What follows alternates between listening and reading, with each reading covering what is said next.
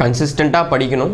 At the same time correct ஏரியாவில் படிக்கணும். நம்ம இங்கே வந்து எல்லா நாலேஜும் எனக்கு தெரியுன்றதை காட்ட வரல. இந்த எக்ஸாமை நம்ம வந்து இந்த டெஸ்ட்டை நம்ம கிளியர் பண்ணுறது தான் வந்திருக்கோன்ற மைண்ட் செட்டில் எடுத்துக்கிட்டு, ஸோ எல்லாத்துக்கும் தெரிகிற பாயிண்ட்ஸ் நமக்கு கண்டிப்பாக தெரிஞ்சிருக்கணும். அதுலேருந்து நம்ம வந்து தெரியாத கொஷினை அட்ரஸ் பண்ண கற்றுக்கணும். ஃபார் எக்ஸாம்பிள் ப்ரிலிம்ஸில் இருக்கும்போது நமக்கு வந்து ஒரு 4-5 ஃபேக்ட் ஒரு ஏரியாவில் தெரியுது, அது வந்து ஆனால் டேரெக்டாக கொஷின் வரலன்னா நம்ம எலிமினேஷன் டெக்னிக் யூஸ் பண்ணுவோம்.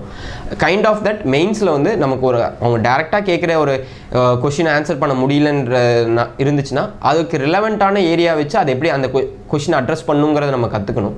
ஸோ இதுதான் வந்து நம்ம பண்ண முடியும். தவிர நம்ம எல்லாத்தையுமே கம்ப்ளீட்டாக எல்லாத்தையும் நான் படிக்கிறேன்னு சொல்லிட்டு நம்ம அதில் ஓவர் டூ பண்ணக்கூடாது.